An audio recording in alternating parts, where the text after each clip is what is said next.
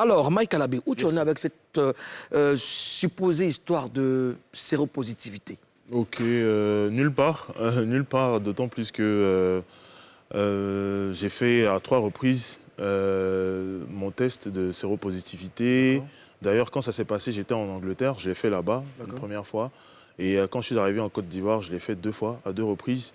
Ce qui fait juste mal, c'est qu'il y a des endroits aujourd'hui où je suis obligé de rentrer avec, sous présentation d'un test de séropositivité, de sérologie, voilà.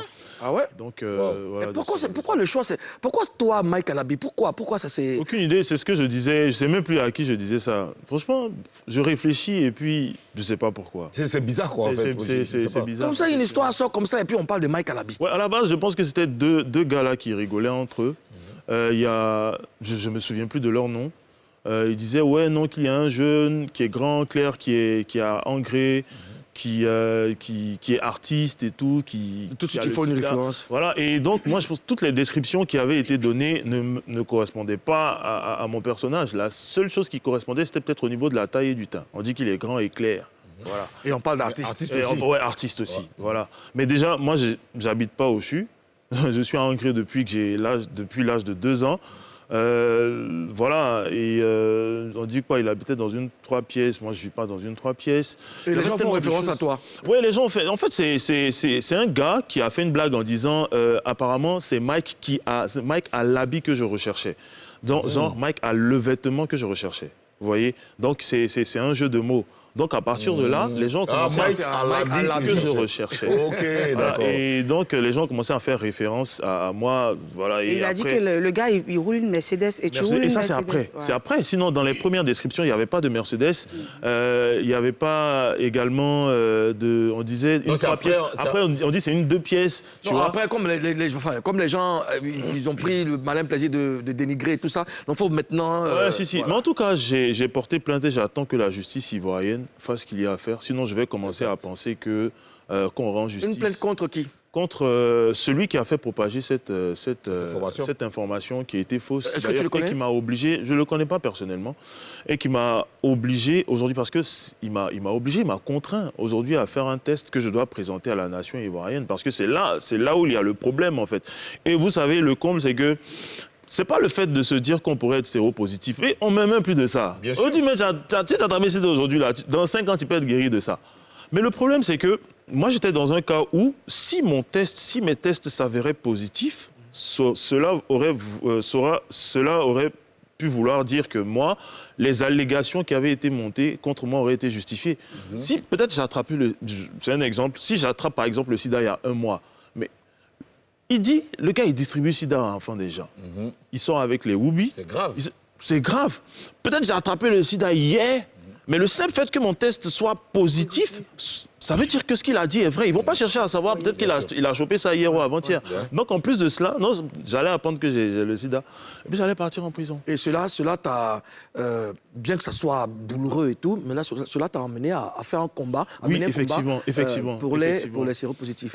Parce que pendant cette période-là, j'ai énormément perdu. Et j'ai dépensé en énergie, j'ai dépensé, financièrement, psychologiquement. J'ai perdu beaucoup d'argent dans cette histoire-là. Parce que moi, j'étais parti en Angleterre à la base. C'était pour faire une rencontre avec des potentiels investisseurs sur un projet, tu vois. Et vous savez, les Occidentaux, c'est des gens qui ne jouent pas avec l'image. Ouais. Vous voyez?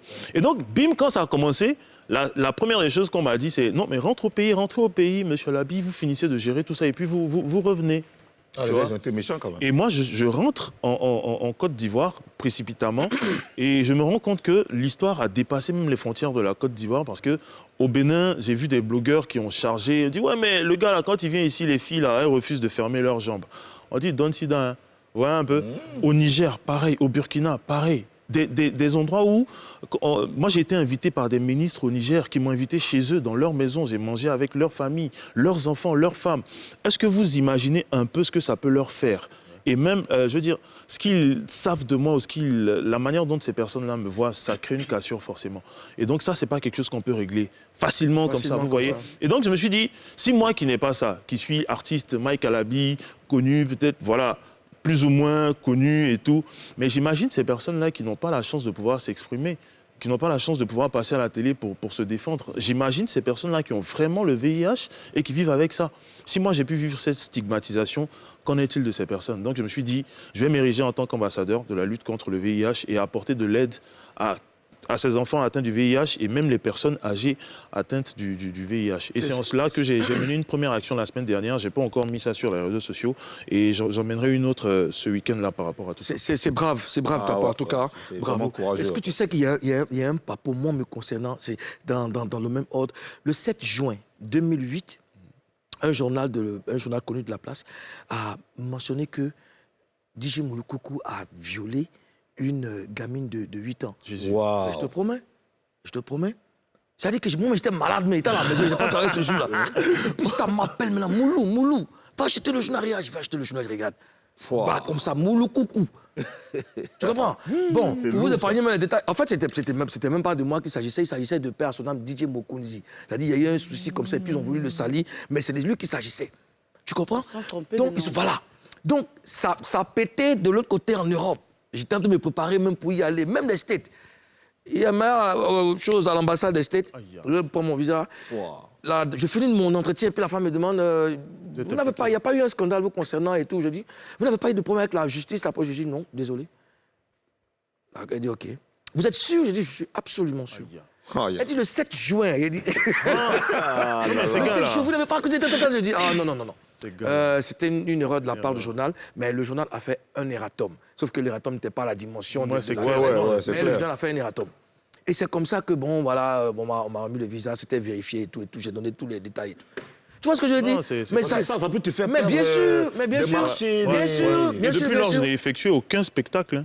Aucun spectacle. Ah ouais? Pourtant, moi, chaque mois ou chaque 2 mois minimum, je suis en voyage. Si je ne suis pas au Burkina, je suis au Niger parce que j'ai énormément de personnes et de personnalités. Oui, la facilité de détruire et c'est comme ça. Karina, ta question? Je ne peux pas me retrouver là et puis attendre que les choses se passent sans rien faire, quoi.